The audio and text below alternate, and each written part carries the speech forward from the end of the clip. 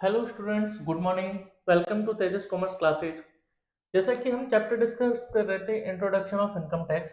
तो introduction of income tax में हम आज पढ़ रहे हैं कंप्यूटेशन ऑफ टैक्स लायबिलिटी कि जो टैक्स लायबिलिटी है वो कैसे कंप्यूट करते हैं।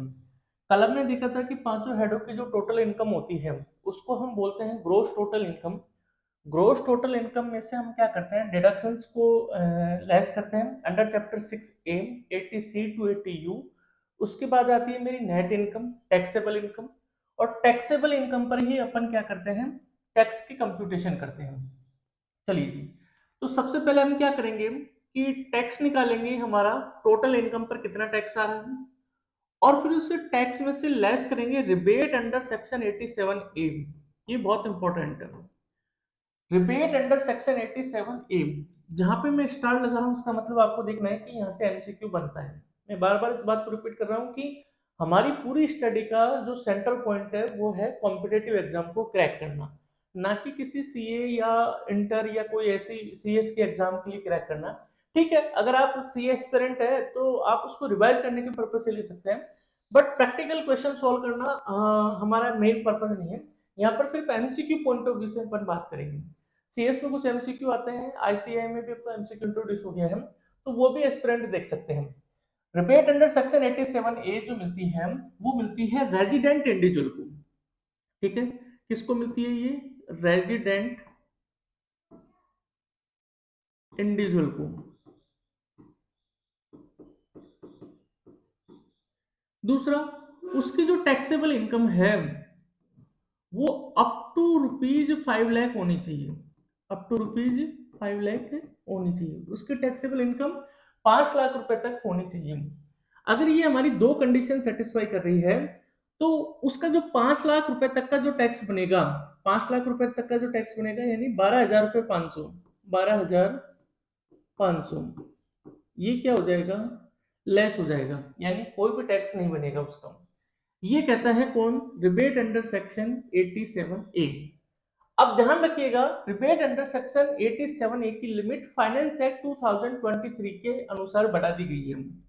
ये जो मैं लिमिट बता रहा हूं ये हमारी जो ओल्ड स्लैब थी, ओल्ड रिजिम, ये ओल्ड रिजिम में बता रहा हूं। जबकि न्यू रिजिम में क्या हो गया है, न्यू रिजिम की अगर बात करें, न्यू रिजिम जो हमारी मेंशन है सेक्शन 115BAC, उसमें ये रिबेट अंडर सेक्शन 87A की जो लिमिट है वो न्यू रिजिम में हो गई है, हमारी लिमिट 5 लाख की जगह हो गई है 7 लाख।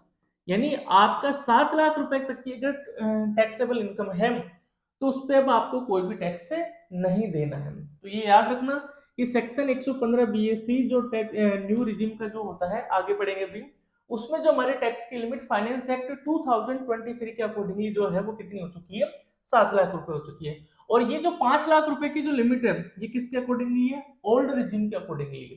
ठीक है, इसके बाद जो बैलेंस बचा उसमें हम क्या ऐड करेंगे, सरचार्ज ऐड कर देंगे। ठीक है, सरचार्ज की रेट है अपन आगे पढ़ेंगे। इसके बाद जो टैक्स जो आएगा इंक्लूडिंग सरचार्ज, ये जो सरचार्ज लगता है वो किस पे लगता है, सरचार्ज लगता है किस पे, टैक्स पे। सरचार्ज जो लगा वो आपका टैक्स पे, लेकिन कौन सा टैक्स, रिबेट घटाने के बाद वाला टैक्स। ये पॉइंट इंपॉर्टेंट है, ये ध्यान रखना प्रैक्टिकल एस्पेक्ट से। बच्चे क्या करते हैं, जो टैक्स ऑन टोटल इनकम आया उसी पे सरचार्ज ऐड कर देते हैं, नहीं। जो रिबेट, अगर आप रिबेट में आ रहे हो 87 की उसमें आ रहे हो रिबेट में, तो वो लेस करने के बाद जो हमारा टैक्स आया उस पे हम क्या करेंगे, सरचार्ज ऐड करेंगे। ठीक है, सरचार्ज ऐड करने के बाद में जो टैक्स आया, टैक्स इंक्लूडिंग सरचार्ज, उसी पे क्या लगेगा, हमारा हेल्थ एंड एजुकेशन सेस लगेगा। यानी मैं 4% की जो कैलकुलेशन है वो इस पे करूंगा, टैक्स इंक्लूडिंग सरचार्ज पे करूंगा। ठीक है, इसके बाद आ गया मेरा relief, relief under section 86, 89, 90, 90A, 91। ये जो रिलीफ है अलग अलग तरह की रिलीफ है। आपकी अगर डबल टैक्सेशन है, किसी दूसरे कंट्री से भी आपकी इनकम हो रही है तो वहां पर आपको रिलीफ मिलती है, 91 डबल टैक्सेशन वाली। ठीक है, डीटीए जिसको अपन बोलते हैं। दूसरी जो रिलीफ होती है वो हमारी अगर प्रीवियस पिछले कई सालों की इनकम अगर हमको वापस से मिलती है, एरियर टाइप से अगर कोई मिलता है, सैलरी हेड में पढ़ेंगे अपन रिलीफ अंडर सेक्शन 89, तो वो जो वापस से जो टैक्सेबिलिटी का जो क्राइटेरिया होता है वहां पर रिलीफ मिलती है हमको अंडर सेक्शन 89। ठीक है, ये सब आगे के डिस्कशन करेंगे। तो रिलीफ लेस करने के बाद में हमारा आ गया ये नेट टैक्स। ठीक है, पेएबल टैक्स में से हम क्या करेंगे, जितना हम प्रीपेड कर चुके हैं, कौन कौन सा प्रीपेड कर चुके हैं, जो हमारा ऑलरेडी कोई टीडीएस कटा है, जो tax paid on self assessment, अगर आपने कोई ऑलरेडी टैक्स पे कर दिया है तो उसको लेस कर दो। आपका टीडीएस कहीं किसी भी जगह से ऑलरेडी टैक्स कट चुका है तो वो अपन लेस कर देंगे। एडवांस में कोई आपने टैक्स पे किया है तो वो लेस कर देंगे। ठीक है, तो जो टैक्स आप ऑलरेडी पे कर चुके हो, ये कौन से टैक्स है, ये वो टैक्स है जो हम ऑलरेडी क्या कर चुके हैं, पे कर चुके हैं, उसको हम लेस कर देंगे। तो बाद में आ जाएगा, अगर पॉजिटिव आ रहा है तो इतना टैक्स और चुकाना है, और अगर नेगेटिव आ रहा है तो इसका मतलब है कि आपका टैक्स क्या होगा, रिफंड होगा। टैक्स रिफंडेबल, पॉजिटिव आ रहा है तो टैक्स पेएबल, और नेगेटिव आ रहा है तो टैक्स रिफंडेबल। इसमें मैं ऐड कर दूंगा इंटरेस्ट अंडर सेक्शन 234 ए, 234 बी, 234 सी। ये हम आगे देखेंगे कि अगर आप इनकम टैक्स रिटर्न भरने से लेट हो जाते हो तो आपके ऊपर इंटरेस्ट की लायबिलिटी आती है, वो आती है 234 ए में। ठीक है, अगर आपने टैक्स का पेमेंट जो है नहीं किया, वो आती है 234 बी में। अगर आपने जो डेफर कर दिया है टैक्स को, तो वहां पर जो इंटरेस्ट लायबिलिटी आती है वो आती है 234 सी में। ये अपन डिफरेंट डिफरेंट टाइप्स के जो इंटरेस्ट हम इसको अपन फर्दर आगे देखेंगे। तो ये जो मेरा आया है वो आ गया टोटल अमाउंट पेबल, कि नेट अमाउंट इतना पेबल है, और इसको राउंड अप करना है किसमें, 10 रुपए में। कल मैंने बताया था राउंड अप, टैक्स का राउंड अप करने का जो सेक्शन होता है वो कौन सा होता है, 288 बी, 288 बी। तो 288 ए कल बताया था मैंने।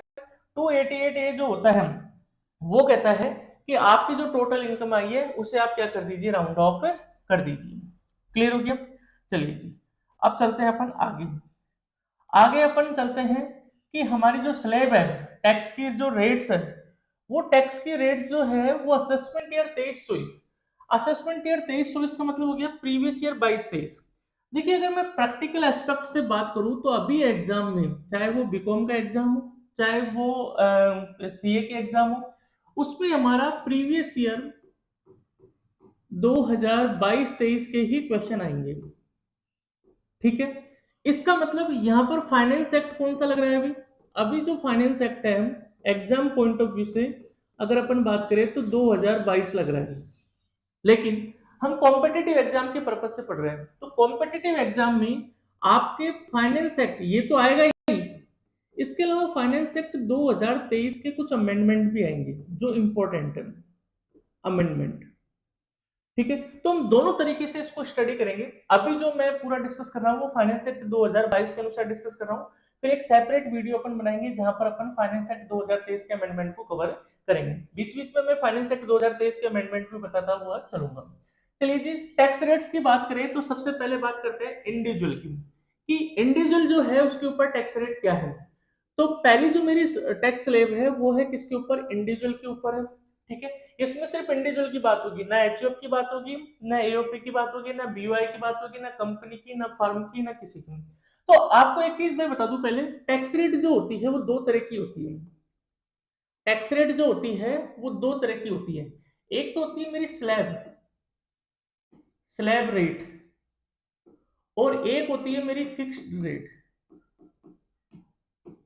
स्लैब रेट और फिक्स रेट। तो जो स्लैब रेट जो लगती है वो हमारी किस पे लगती है, एक तो इंडिविजुअल पे, एक एचयूएफ पे, और एक कोऑपरेटिव सोसाइटी पे। ठीक है, बट यहां पर मैं इंडिविजुअल की बात कर रहा हूं। बाकी इसके अलावा जो भी एसएससी है आपके, जो भी पर्सन के डेफिनेशन में आते हैं, चाहे कंपनी हो, चाहे फर्म हो, चाहे आपके अगर मैं बात करूं तो और कोई स्टेटस हो, उनके लिए जो आपकी जो टैक्स की जो स्लैब होगी वो फिक्स रेट के लिए स्लैब होगी।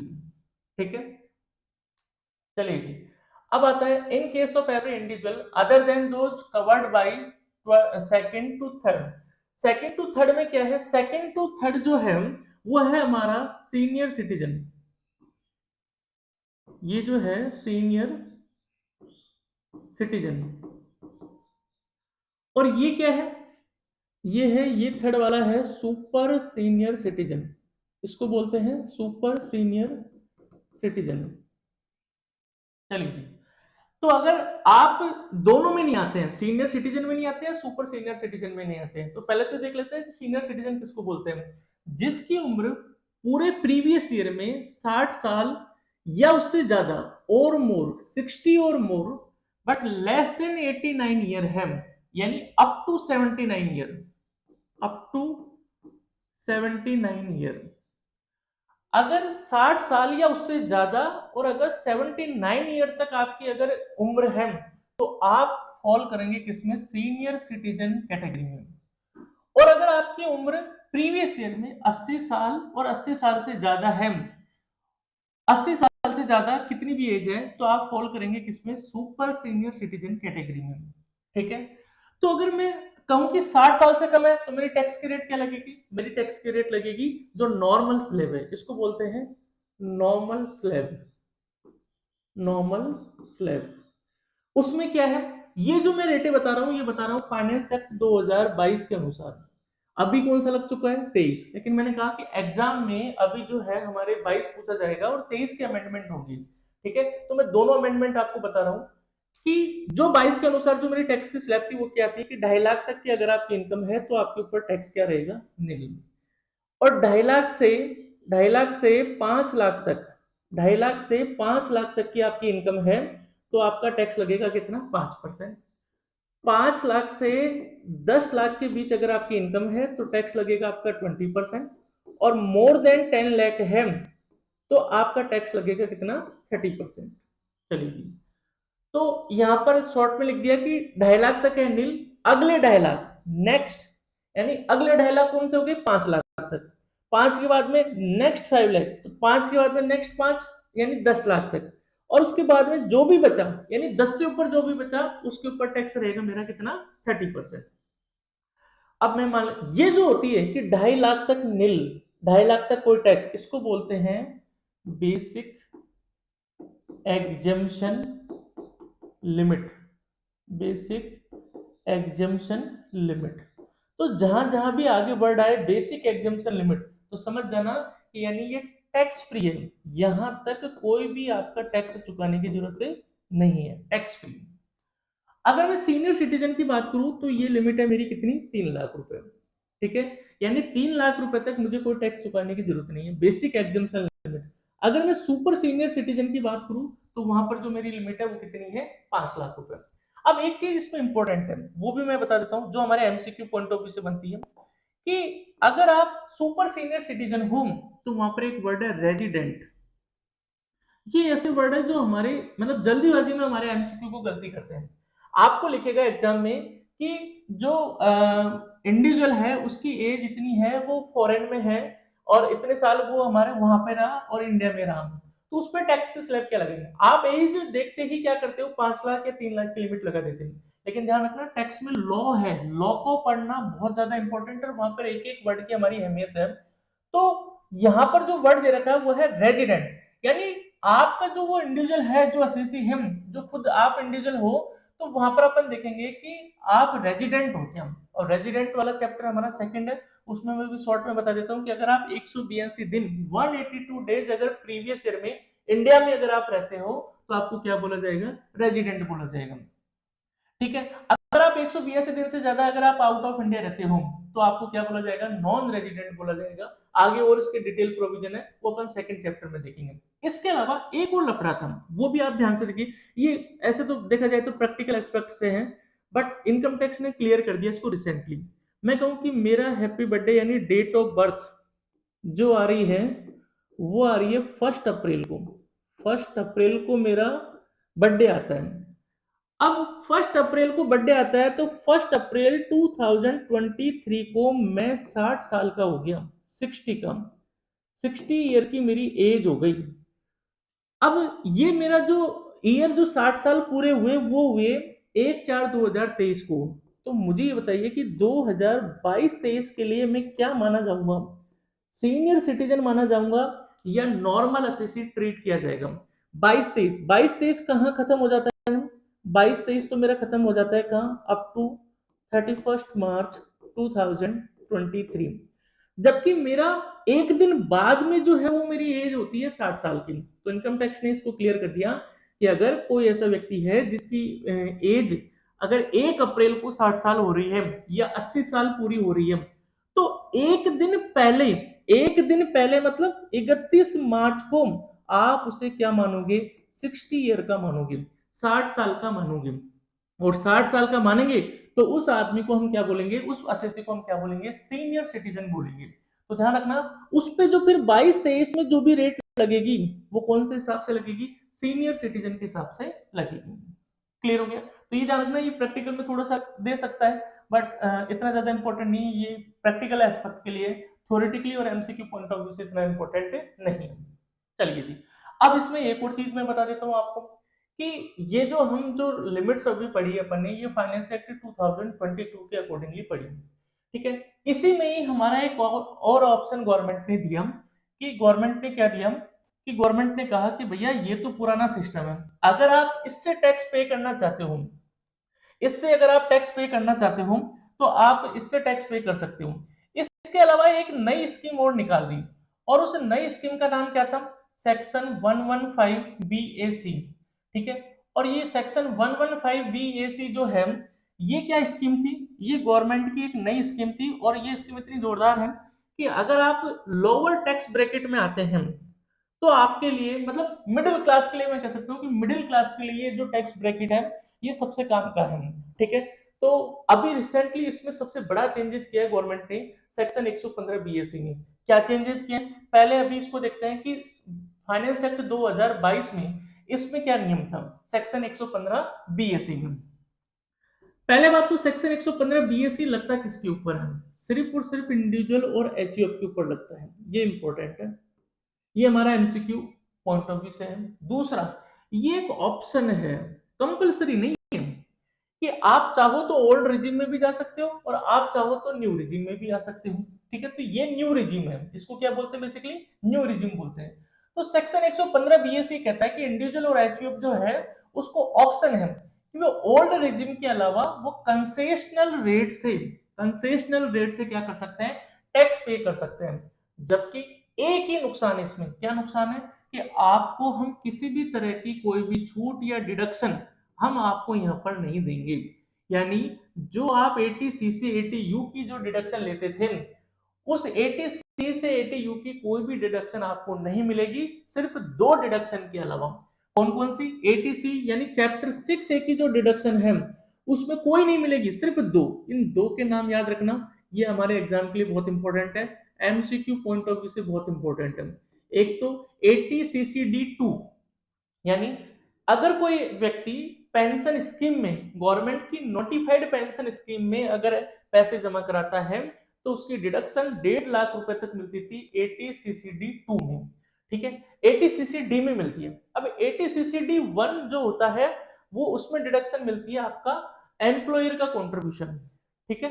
तो 80CCD2 जो होती है उसमें एम्प्लॉय के कॉन्ट्रीब्यूशन, सॉरी 80CCD1 जो होती है उसमें एम्प्लॉयर का कॉन्ट्रीब्यूशन। और इसके साथ ही बता दिया कि सेक्शन 80JJAA, ये 80JJAA जो है होता है, ये होता है न्यू एम्प्लॉयमेंट के ऊपर, कि अगर आप देश में रोजगार दे रहे हो तो आप जो सैलरी या वेजेस का जो खर्चा कर रहे हो उस पे सैलरी वेजेस पे जो है आपको क्या मिलेगी, जो आपने एक्सपेंडिचर किया, आपने जॉब पैदा की, जॉब दी लोगों को, उसके ऊपर जो है आपने सैलरी वेजेस जो पे किया उस पे हम आपको क्या देंगे, छूट देंगे, ठीक है। तो वो सेक्शन होता था हमारा 80JJAA। ये सब आगे फर्दर अपन डिस्कस करेंगे, लॉन्ग डिस्कशन है, बट अभी अपन 115 BAC को डिस्कस कर रहे हैं कि पहले बात तो इंडिविजुअल और एचयूएफ के लिए ऑप्शन है, ठीक है। इसमें आपको किसी भी तरह की कोई डिडक्शन नहीं मिलेगी, सिर्फ 80 चैप्टर 6 से 80C से 80U में बस आपको दो ही डिडक्शन मिलेगी, 80CCD2 और सेक्शन 80JJAA की। क्लियर हो गया, ठीक है। 80CCD2 में क्या होता है, 80CCD1 में तो आता है एम्प्लॉय का कॉन्ट्रीब्यूशन, और 80CCD2 में आता है किसका, एम्प्लॉयर का कंट्रीब्यूशन। क्लियर? तो इसमें क्या स्लैब थी कि 2.5 लाख तक जो है कोई टैक्स नहीं है, यानी ये मेरी बेसिक लिमिट हो गई, नील बेसिक एग्जिम्पशन लिमिट।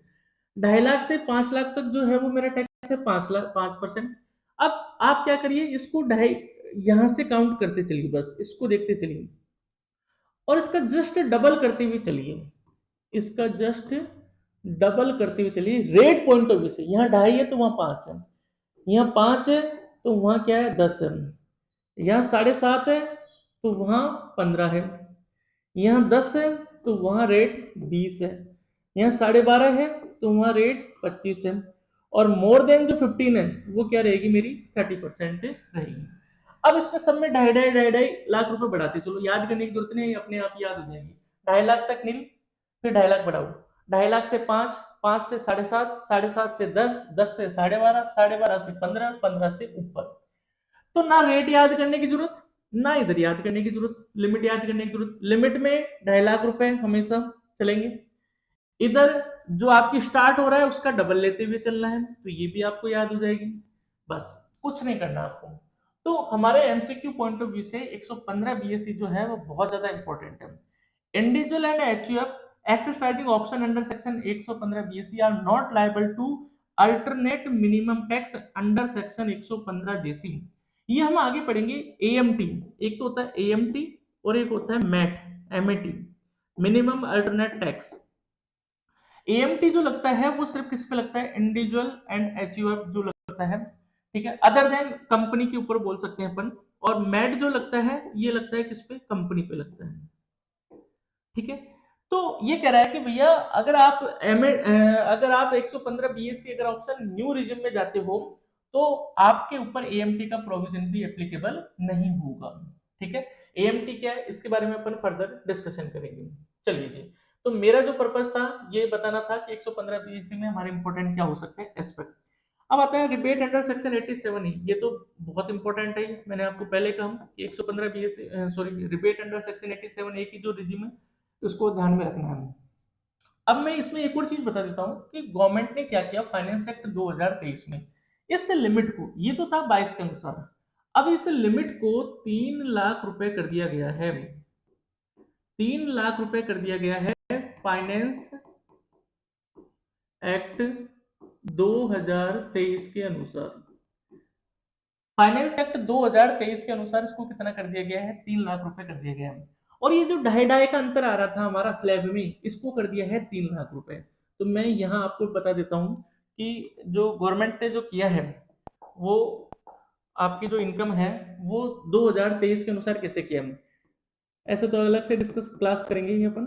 3 लाख से 6 लाख, 6 लाख से 9 लाख, 9 लाख से 12 लाख, 12 लाख से 15 लाख, और मोर देन 15 लाख, ठीक है। इसमें रेट का क्या रखा है, 3 से जो 6 लाख है वो रहेगी आपकी 5%। फिर बस डबल करते चलो, 10%, 5 5 बढ़ाते चलो, 15%, 5%, 10%, 15%, 20%, और 20 के बाद में 25 नहीं है। बस ये चीज ध्यान रखनी है, 15 लाख से ऊपर अगर आपकी इनकम जाती है तो 30% है। तो ये जो चेंजेस हुआ है ये चेंजेस किसके अनुसार किया है, फाइनेंस एक्ट 2023 के अनुसार किया है। फाइनेंस एक्ट 2023 में क्या कर दिया कि हमारी जो बेसिक लिमिट थी, बेसिक एग्जाम्पशन लिमिट, उसको चेंज करके कितना कर दिया गया है, 3 लाख रुपए कर दिया गया है। क्लियर, ठीक है जी। दूसरा मैं दोनों बता दिया। रिपेड अंडर 87 ए की जो लिमिट थी 5 लाख रुपए, इस 5 लाख को फाइनेंस एक्ट 2023 में कितना कर दिया गया है, 7 लाख रुपए कर दिया गया है। कि 7 लाख रुपए तक का जो आपका टैक्स, इनकम पे जो टैक्स बनेगा वो सारा का सारा क्या हो जाएगा, उसकी छूट मिल जाएगी, रिबेट मिल जाएगी, ठीक है जी।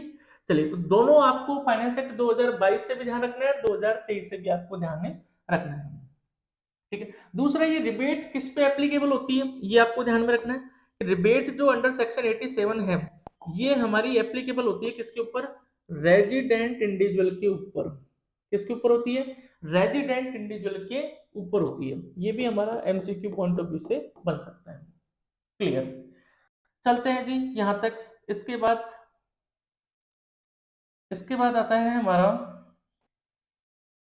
इससे ऊपर जो हम पहले एक बार छोड़ के आ गए, मैं 115 बीएससी डिस्कस करना था इसलिए आपको बताने के लिए लेके आ गया। आगे भी और भी रेट है, अपन उसको डिस्कस करेंगे, ठीक है। ये मेरा डिस्कस का पार्ट हो गया था। इसके बाद आता है हमारी रेट्स ऑफ सरचार्ज। ये जो स्लैब की रेटें पड़ी थी अपन ने, उसी में अपन अभी सरचार्ज की रेट्स पढ़ रहे हैं कि सरचार्ज की जो रेट्स है वो कौन कौन सी सरचार्ज की रेटें क्या होती है। चलिए, पहली बात आता है ये सरचार्ज होता क्या है, गवर्नमेंट ये सरचार्ज ले क्यों रही है। जब आप इनकम टैक्स दे रहे हो तो सरचार्ज की जरूरत कहां से आ गई है। देखिए, गवर्नमेंट क्या करती है कि इनकम टैक्स तो आपकी इनकम पर ले ही रही है, ठीक है, सोसाइटी वगैरह ये सब सोशल वेलफेयर के लिए खर्च करेगी, ये सब बातें है ही। इसके अलावा गवर्नमेंट का एक मोटिव पर्पज है इंफ्रास्ट्रक्चर। तो गवर्नमेंट क्या करती है, सिर्फ और सिर्फ इंफ्रास्ट्रक्चर को डेवलप करने के लिए आपके टैक्स पे न कि इनकम पे, टैक्स पे एक एडिशनल टैक्स कलेक्ट करती है, जिसका सोलली जो पर्पज होगा वो सिर्फ और सिर्फ इंफ्रास्ट्रक्चर को डेवलप करना होगा। कि अगर आपका इंफ्रास्ट्रक्चर डेवलप होगा तो ऑटोमेटिकली पर्सन की इनकम भी क्या होगी, डेवलप होगी। तो गवर्नमेंट क्या करती है, आपका जो टैक्स निकल के आया उस पे आपका एक एडिशनल टैक्स कलेक्ट करती है, दैट इज कॉल्ड सरचार्ज। और फिर जब ये टैक्स और सरचार्ज दोनों मिल जाते हैं तो गवर्नमेंट ने कहा जी हम एजुकेशन और हेल्थ, ये दोनों चीजें हमने क्या कर रखा है, पब्लिक को फ्री कर रखा है या बहुत कंसेशनल रेट में कर रखा है। जैसे आज आपको पता है क्लास 1 से लेकर क्लास 12 तक की एजुकेशन भारत में फ्री है, ठीक है, यह सभी के लिए शिक्षा, एजुकेशन फॉर ऑल, ठीक है। तो गवर्नमेंट क्या करती है, गवर्नमेंट स्कूल के जो बच्चे हैं उनको ड्रेस भी देती है, उनको खाना भी खिलाती है, उनको पढ़ाई की व्यवस्था सारी करती है, किसी तरह की कंसेशनल अमाउंट का कोई फीस लिया जाता है।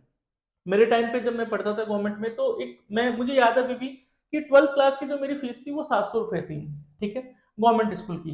तो वहां पर एक कंसेशनल फीस है, जैसे ही आप प्राइवेट में जाओगे तो आपको लगेगा 10-20 हजार रुपए देना पड़ रहा है। तो गवर्नमेंट कहती है कि भैया 10-20 हजार के खर्चे को 700 रुपए पे लाने के लिए जो आपने हमने जो पब्लिक जो वेलफेयर का जो हम काम कर रहे हैं उस पे भी हमें क्या चाहिए, पैसा चाहिए।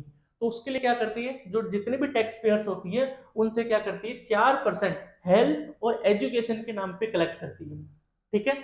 और वो जो टैक्स पे इनकम टैक्स और सरचार्ज पे जो हम 4% ऐड करेंगे, वो जो पैसा आएगा उसको सिर्फ और सिर्फ किस पे खर्च किया जाएगा, हेल्थ और एजुकेशन से इस पे ही खर्च किया जाएगा। क्लियर है? तो ये आई थिंक ये कॉन्सेप्ट आपका क्लियर हो गया होगा।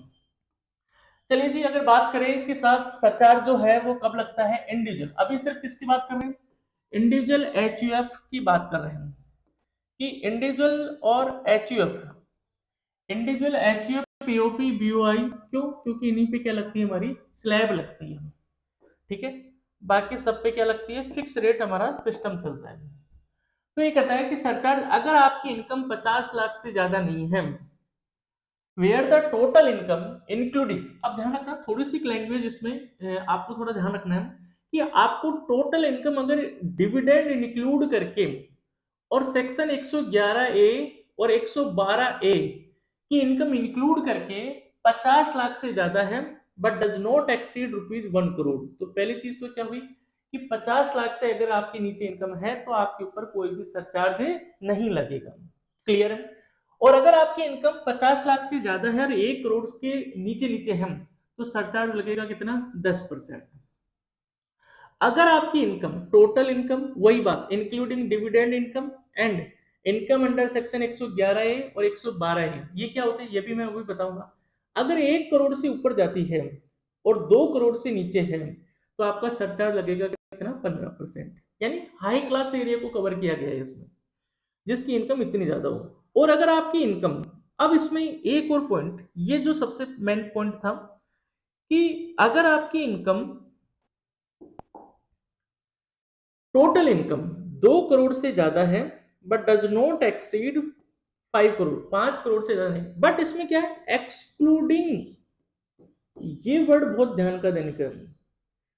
अगर आपकी टोटल इनकम एक्सक्लूडिंग, किसको एक्सक्लूड करते हुए, डिविडेंड इनकम को, 111 ए वाली को और 112 ए वाली इनकम को एक्सक्लूड करते हुए 2 करोड़ से ज्यादा और 5 करोड़ से कम है तो आपका सरचार्ज की रेट कितनी रहेगी, 25%। ठीक है जी, ठीक है। अब ये जो सरचार्ज की रेट जो 25% है, ये इसमें हमारा कहां आ गया, एक्सक्लूड करते हुए। Clear?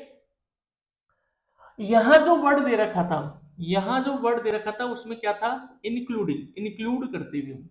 The rate of surcharge on the income tax payable on the portion of dividend income and capital gain chargeable to tax under section 111A and 112A, अगर मान लो ये इंक्लूड होता, ये यहां पर इंक्लूड होता, अगर ये इंक्लूड होता तो मेरा जो सरचार्ज का जो रेट है वो किससे ज्यादा नहीं जा सकता, 15% से ज्यादा नहीं जा सकता। किसके ऊपर, पोर्शन ऑफ डिविडेंड इनकम और capital gain chargeable to tax under section 111A and 112A।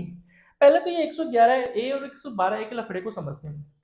111 ये कहता है कि अगर आपकी लिस्टेड सिक्योरिटी है, लिस्टेड सिक्योरिटी है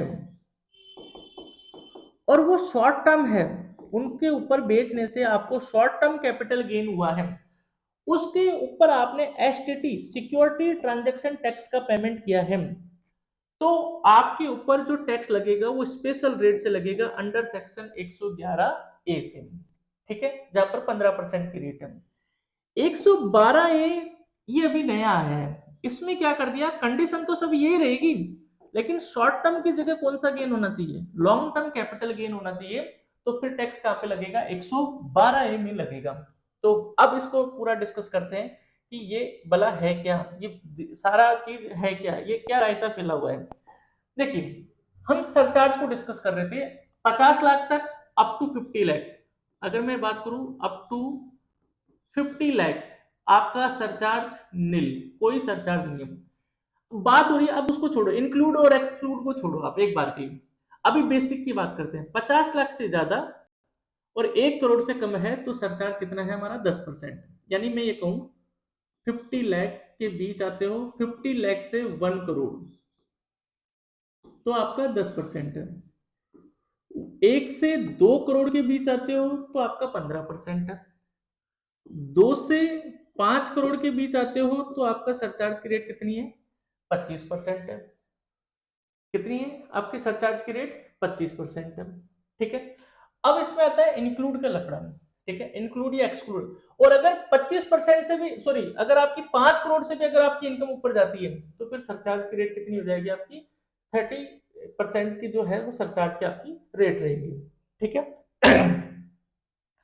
तो सरचार्ज की जो रेटें हैं उसमें ये कर दिया इन्होंने कि अगर आपकी पहले वाले में 50 से 1 करोड़ के बीच आ रहे हो और आपके ऊपर डिविडेंड भी इनकम कमा रहे हो शेयर मार्केट से, कोई डिविडेंड मिल रहा है शेयर पे किसी कंपनी से, और 111A या 112A, यानी बेसिकली आपको पता है इसमें कवर क्या किया गया है, कवर किया गया है कि आप एक इन्वेस्टर हो किसी कंपनी में, भाई डिविडेंड तो तभी मिलेगा ना। दूसरा, आप एक ट्रेडिंग करते हो, लोग आजकल बहुत ट्रेडिंग करने लग गए हैं, दुनिया भर के एप्लीकेशन आ गए हैं, उनको ट्रेडिंग का ज्ञान है नहीं है, लेकिन ट्रेडिंग जरूर करेंगे साथ प्रॉफिट कमाने की, उससे सबको राकेश झुनझुनवाला बनना है। तो गवर्नमेंट ने क्या किया, अगर आप एक इन्वेस्टर हो तो आपको डिविडेंड मिल रहा है, शेयर मार्केट में आपने इन्वेस्ट किया, सॉरी कंपनी में किसी में इन्वेस्ट किया, शेयर खरीदे तो आपसे डिविडेंड मिल रहा है। अगर आप ट्रेडिंग करते हो तो 111 और 112 में आते हो, तो 50 लाख से 1 करोड़ इस वर्ग को कवर किया, क्योंकि 90% इनकम यहीं पे कवर होती है अगर आप ये दोनों करते हो 50 लाख से 1 करोड़ के बीच। फिर भी गवर्नमेंट ने नहीं छोड़ा, अगर आप यही चीज करते हो और 1 से 2 के बीच आते हो तो 15%। अब भैया इससे ऊपर तो नहीं जा सकता, ठीक है। तो उन्होंने कहा कि अगर आपकी इनकम डिविडेंड और कैपिटल गेन से है तो आप ज्यादा से ज्यादा इन पे सरचार्ज हमारा कितना रहेगा, 15% रहेगा, ठीक है जी। चलिए जी, अब आते हैं इसको और डिस्कस करें।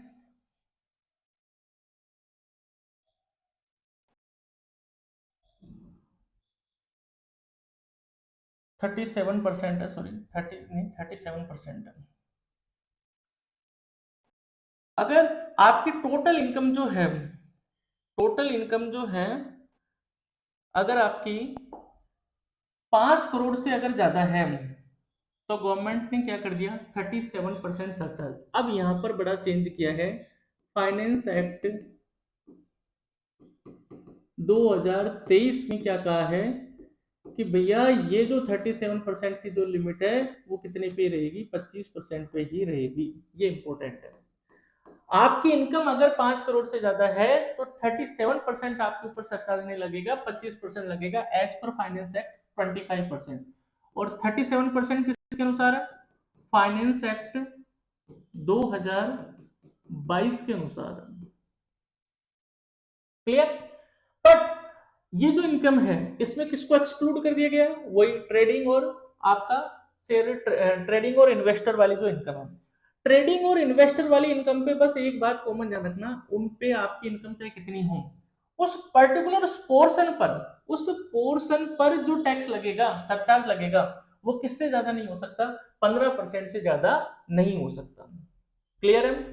चलिए जी, where total income including dividend income and income under section 111 112 exceed 2 crore but not covered under third and fourth above. Third और फोर्थ अभी देखा था अपन ने, 2 से 5 और ये 5 से ऊपर, उसमें हमारे सरचार्ज की रेट कितनी रहेगी? 15%। ये ऑलरेडी हम डिस्कस कर चुके हैं। चलिए जी, अब चलते हैं आगे से, इससे भी आगे चले थे। Marginal relief. मार्जिनल रिलीफ क्या होती है? अभी सिर्फ हम किसकी बात कर रहे हैं? इंडिविजुअल की बात कर रहे हैं कि मार्जिनल रिलीफ क्या होती है। मार्जिनल रिलीफ होती है कि अगर आपकी इनकम 50 लाख से ज्यादा है। किससे ज्यादा है? 50 लाख से ज्यादा है, तो आपके ऊपर मार्जिनल रिलीफ वाला प्रोविजन एप्लीकेबल होगा। किसकी बात कर रहे हैं हम? Individual H U P O P B Y की बात कर रहे हैं। ठीक है, चलिए ये वीडियो ज्यादा लंबा हो जाएगा, अब इसको यहीं पर रोकते हैं। अभी टैक्स की रेट अपन ने डिस्कस की है, आगे इसको फर्दर और डिस्कस करेंगे। ठीक है।